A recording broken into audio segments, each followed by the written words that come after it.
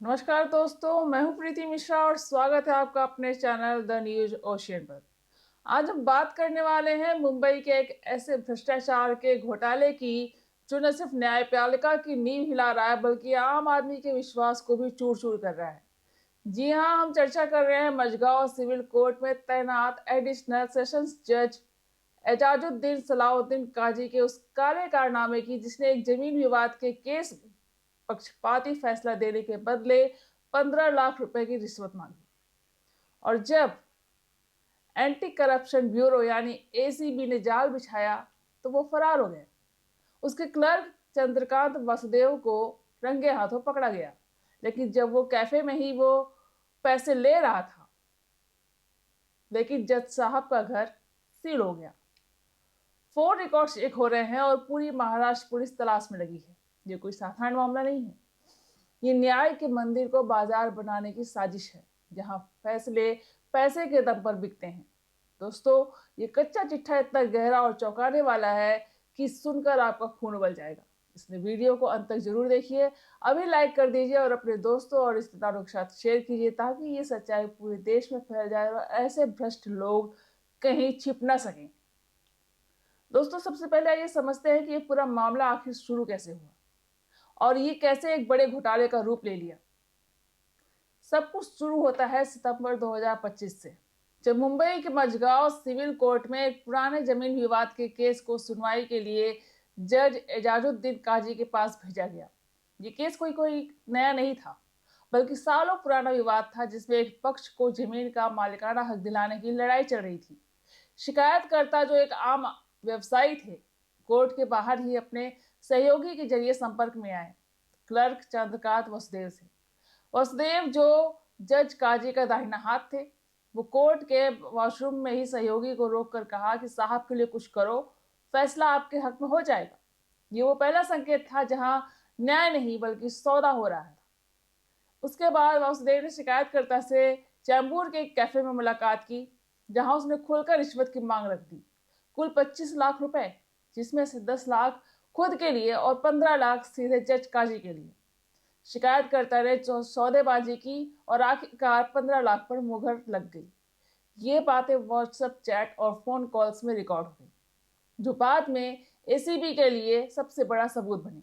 लेकिन दोस्तों, ये सिर्फ शुरुआत थी। असली खेल तो नवंबर में शुरू हुआ, जब शिकायतकर्ता ने 10 नवंबर को एसीबी के पास शिकायत दर्ज कराई। एसीबी ने तुरंत जाल बिछाया, ट्रैप सेट किया और 11 नवंबर को चेंबूर के उसी कैफे में चंद्रकांत वासुदेव को रंगे हाथों पकड़ लिया, जब उसके हाथ में 15 लाख के नोटों का बंडल था। पकड़े जाने के बाद वासुदेव ने घबराहट में जज काजी को फोन किया, गवाहों की मौजूदगी में, और काजी ने बिना हिचकिचाहट के कहा कि हाँ, पैसा घर लाओ। ये कॉल रिकॉर्डिंग एसीबी के पास है, जो सबूत साबित करती है कि जज साहब इसमें पूरी तरह शरीक थे। अब थोड़ा जज एजाजुद्दीन काजी के बारे में जानते हैं, क्योंकि ये शख्स कोई साधारण जज नहीं, बल्कि वो जज बल्कि वो जो न्याय की कुर्सी पर बैठकर सिस्टम को ही खोखला कर रहा था। काजी, जो मुंबई के मझगांव कोर्ट में एडिशनल सेशन जज के तौर पर तैनात थे, कई सालों से इस पद पर थे और बाहर से देखने में एक सम्मानित व्यक्ति लगते थे। लेकिन एसीबी की जांच से पता चला कि उनका क्लर्क चंद्रकांत वासुदेव के साथ रिश्ता महज प्रोफेशनल नहीं था बल्कि बेहद करीबी था। काजी ने वासुदेव की फैमिली प्रॉब्लम्स में भी मदद की थी। शायद इसी का फायदा उठाकर वासुदेव ने इस गंदे खेल में फंसाया। एसीबी का कहना है कि काजी ने सक्रिय रूप से इस रिश्वतखोरी में हिस्सा लिया, न कि सिर्फ मांग की बल्कि फैसले को प्रभावित करने का वादा भी किया। 12 नवंबर को एसीबी की टीम काजी के घर पहुंची, लेकिन दरवाजा बंद मिला। उन्होंने एक अन्य जज और पंचों की मौजूदगी में घर को सील कर दिया, क्योंकि अंदर कोई सुराग हो सकता था। फोन डिटेल्स चेक की गई, जिसमें वासुदेव और काजी के बीच दर्जनों कॉल्स और मैसेजेस मिले। बॉम्बे हाईकोर्ट की चीफ जस्टिस से काजी की गिरफ्तारी और जांच की इजाजत मांगी गई, क्योंकि जज होने के नाते वो प्रोटेक्टेड हैं। लेकिन दोस्तों, फरार होना ही उनकी सबसे बड़ी गलती है, क्योंकि एसीबी ने उन्हें वांटेड घोषित कर दिया है और पूरी तलाश तेज हो चुकी है। महाराष्ट्र के गृह विभाग ने इस मामले को हाई प्रायोरिटी दिया है, क्योंकि ये न्यायपालिका पर सीधा सवाल उठाता है। काजी का फरार होना ये बताता है कि वो जानते हैं कि सबूत उनके खिलाफ हैं और वह अब वो कहीं भी छिपे हों, शायद किसी रिश्तेदार के पास या बाहर भागे हुए हों। चंद्रकांत वासुदेव की बात करें तो ये शख्स जज काजी का क्लर्क था, जो स्टेनोग्राफर के तौर पर काम करता था, लेकिन असल में ये रिश्वत का ब्रोकर बन गया। वासुदेव ने पहला संपर्क किया था कोर्ट के वॉशरूम में, वो संदेश देकर, और फिर कैफे में नेगोशिएशन की। एसीबी ने उसे पकड़ते ही सख्ती से पूछताछ की और उसके फोन से सारे चैट्स, वीडियोस, फुटेज और पैसे जब्त कर लिए। 17 नवंबर को उसे 14 दिनों की जुडिशियल कस्टडी में भेज दिया गया और 19 नवंबर को बेल एप्लीकेशन की सुनवाई है। वासुदेव का परिवार भी अब परेशान है, लेकिन कानून के सामने कोई नहीं चल सकता। एसीबी के अफसरों ने बताया कि वासुदेव ने पूछताछ में कई राज खोले हैं जो काजी को सीधे फंसा सकते हैं। प्रिवेंशन ऑफ करप्शन एक्ट के तहत केस दर्ज है और अगर काजी पकड़े गए तो उनके खिलाफ सख्त कार्रवाई होगी, शायद नौकरी से बर्खास्तगी और लंबी सजा। दोस्तों, ये केस मुंबई के कोर्ट सिस्टम के उस अंदाज को उजागर करता है जहां क्लर्क और जज मिलकर सौदेबाजी करते हैं और गरीब आदमी को न्याय के लिए पैसे चुकाने पड़ते हैं। शिकायतकर्ता ने एसीबी को बताया कि ये कदम इसलिए उठाया गया क्योंकि वो न्याय के नाम पर लूट नहीं बनने देना चाहते थे। एसीबी की ये कार्रवाई सराहनीय है, लेकिन सवाल ये है कि ऐसे कितने जज और क्लर्क घूम रहे हैं जो फैसले बेच रहे हैं। अब थोड़ा गहराई में जाते हैं इस घोटाले के असर पर, क्योंकि ये सिर्फ एक केस नहीं बल्कि एक पूरे न्यायतंत्र पर एक करारा तमाचा है। मुंबई जैसे शहर में जहां कोर्ट केस सालों चलते हैं, रिश्वतखोरी आम हो गई है। जमीन विवाद जैसे केसों में तो ये महामारी की तरह फैली हुई है, जहां मालिकाना हक पैसे से तय होता है। जज काजी का फरार होना यह दिखाता है कि ऊपरी स्तर पर भी भ्रष्टाचार कितना गहरा है। एसीबी ने घर सील करने के बाद अंदर की तलाशी ली, जहां से कुछ दस्तावेज मिले जो केस से जुड़े थे। कॉल रिकॉर्ड्स में साफ दिख रहा है कि काजी ने वासुदेव को निर्देश दिए थे और वो पैसा घर लाने का इंतजार कर रहे थे।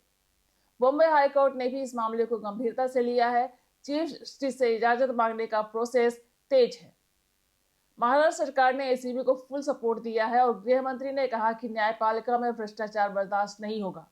लेकिन दोस्तों, असली सवाल ये है कि काजी कहाँ छिपे हैं? क्या वो किसी वकील के जरिए संपर्क में हैं या बाहर देश भाग चुके हैं? एसीबी की टीमें एयरपोर्ट्स, रेलवे स्टेशनों और बॉर्डर्स चेक पोस्ट पर अलर्ट है। वासुदेव की कस्टडी में और राज खुल सकते हैं क्योंकि वो अब प्रेशर में है और डील करने को तैयार हो सकता है। ये केस न सिर्फ मुंबई तक सीमित है बल्कि पूरे देश के कोर्ट्स में सतर्कता बढ़ा रहा है। सुप्रीम कोर्ट ने भी ऐसे मामलों पर सख्ती बरतने के निर्देश दिए हैं, लेकिन ग्राउंड लेवल पर अमल कितना हो रहा है ये देखना है।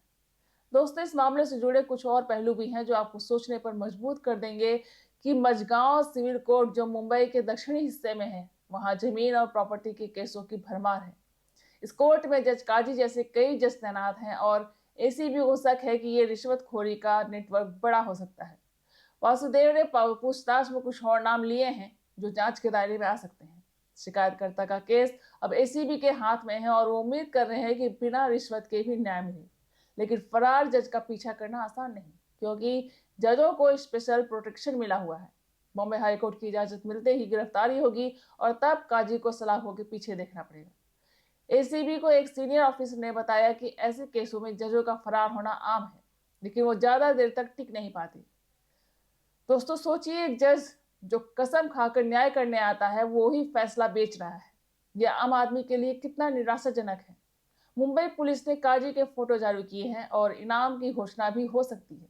वासुदेव का परिवार कोर्ट के बाहर प्रोटेस्ट कर रहा है, लेकिन कानून अपना काम करेगा। ये केस मीडिया में भी छाया हुआ है और सोशल मीडिया पर लोग जजों की जवाबदेही की मांग कर रहे हैं। अब बात करते हैं भ्रष्टाचार के इस चक्रव्यूह से निकलने के रास्तों की। भारत में प्रिवेंशन ऑफ करप्शन एक्ट 1988 के तहत ऐसे मामलों की सजा 7 साल तक की हो सकती है, लेकिन जजों के लिए अलग प्रावधान है। सुप्रीम कोर्ट के जजेस इंक्वायरी एक्ट के तहत जांच होती है। एसीबी ने काजी के खिलाफ एफआईआर दर्ज की और अब हाईकोर्ट की मंजूरी का इंतजार है। महाराष्ट्र में पिछले साल 50 से ज्यादा कोर्ट स्टाफ पर रिश्वत के केस दर्ज हुए, लेकिन जज लेवल पर यह दुर्लभ है। काजी का बैकग्राउंड चेक हो रहा है, उनके पिछले फैसलों पर नजर है कि कहीं और भी सौदेबाजी तो नहीं हुई। वासुदेव की बेल सुनवाई 19 नवंबर को है, जहां एसीबी विरोध करेगी। दोस्तों, ये केस एक मिसाल बनेगा अगर काजी पकड़े गए। सरकार को ऐसे केसों के लिए फास्ट ट्रैक कोर्ट बनाने चाहिए ताकि भ्रष्ट जज जल्द सजा पाएं।